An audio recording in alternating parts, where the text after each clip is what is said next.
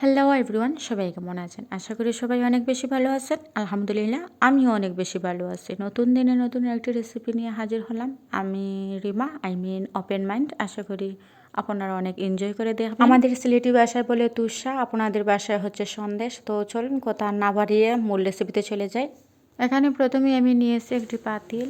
ওই পাতিলের মধ্যে আমি 1 কাপ পরিমাণ বাটার দিয়ে দেব। আপনারা চাইলে পাউডার দুধ দিয়ে এই রেসিপিটি করতে পারেন, কিন্তু আমি এখানে ইউজ করছি গরুর দুধ দিয়ে। আমি 2 কাপ পরিমাণ গরুর দুধ দিয়ে দিচ্ছি। এই রেসিপিটি এর আগে আমি আপলোড দিয়েছিলাম, সেটি হচ্ছে সয়াবিন তেল দিয়ে আমি এইভাবে তৈরি করেছিলাম। আজ তৈরি করে আপনাদের সাথে শেয়ার করব, সেটা হচ্ছে বাটার দিয়ে। বাটার দিয়ে খেতে দুর্দান্ত লাগে। এখন ঢেলে দেব 1 কাপের মতো চিনি। আপনারা যদি চান যে একটু কমিয়ে অথবা বাড়িয়ে দিতে পারেন, তবে চিনিটা আমি এখানেই অ্যাড করছি, যেহেতু এক রেসিপিতেই আমি 2টা তৈরি করতে চেয়েছিলাম। চিনি অ্যাড করার পর ভালোভাবে নাড়তে হবে। নাড়া দিয়ে তারপর একটা কালার তৈরি, মানে ক্যারামেলের মতো একটা কালার তৈরি করতে হবে।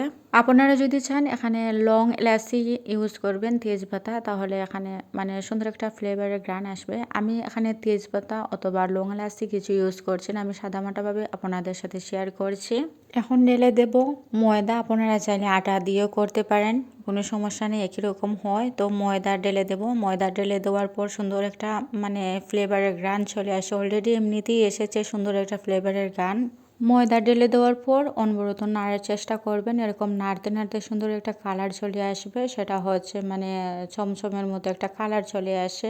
আর খেতেও কিন্তু এই অবস্থাতে দুর্দান্ত লাগে। আপনারা চাইলে কিন্তু এরকম অবস্থাতে হলেও কিন্তু খেতে পারেন। চিনি, দুধ, বাটারের মিশ্রণ এত দুর্দান্ত হয় ভিউয়ার্স, কি বলবো। এরকম নাড়া দিচ্ছিলাম যখন, আমি হাত দিয়ে কিছুটা মুখে দেওয়ার পর তো মুখে লেগে থাকলো, মানে এত দুর্দান্ত হয়। এটাকে কি নাম দেবো আসলে বুঝতে পারছি না, তবে এরকমও একটা রেসিপি তৈরি করা যায়। আসলে আমি আগে জানতাম না। আমি যখনই মুখে দিয়েছিলাম মনে হচ্ছিল যে ওই যে চকলেট আসছে না, চকলেটের মতো মানে ফ্লেভার, আর এত সুন্দর একটা কালার মানে এসেছে, আর এত ঘ্রাণ করছিল, মনে হচ্ছিল যে এরকম সবগুলো খেয়ে নেই। সন্দেশ মানে বান হাত নড়ছে, এরকম খেয়ে নেই। তো ভিউয়ার্স, এরকম অবস্থাতে আসার পর আপনারা কিন্তু নামিয়ে নিতে পারেন। এটা খেয়ে আমার মনে হচ্ছিল চমচমের মতো একটা মানে ফ্লেভার এসেছিল, আর চমচম কি মজা, কি বলবো, মানে এটা আরও দুর্দান্ত লাগে। আপনারা একবার বাসায় যদি ট্রাই করেন। এটাকে আমি নামিয়ে দিলাম চমচমি, যেহেতু এরকম মানে খেয়ে অনেকটা চমচমের মতো লেগেছিলো, তো চমচমির নামটা দিয়ে দিলাম। চমচম বলতে ওই যে কটকটি আপনারা বলেন না, আমরা কিন্তু চমচম বলি। এখানে আমি ওই যে চমচম যেভাবে আপনাদের সাথে শেয়ার করলাম, ঠিক ওইভাবে একই রকম করেছিলাম। করার পর পানি সিদ্ধ করেছি, লং এলাচি দারচিনি সব কিছু দিয়েছি। দেওয়ার পর মানে ওই দৃশ্যটা আপনাদের যদি শেয়ার করি তাহলে কিন্তু মানে অনেক রিস্ক, বুঝেছেন, মানে ধোঁয়া চলে আসে।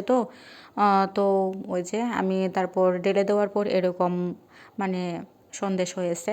তো ভিউয়ার্স, আশা করি আপনারা বুঝেছেন, আর যদি না বুঝেন অবশ্যই কমেন্ট করে জানাবেন। এত সহজভাবে যে এরকম সন্দেশ তৈরি করা যায়, আসলে দুর্দান্ত লাগে। এরকম বাটার দিয়ে যদি সন্দেশটা তৈরি করা হয় তাহলে কিন্তু এমনিতেই গ্রান চলে আসে আর দুর্দান্ত হয়। তো ভিউয়ার্স, ভিডিওটা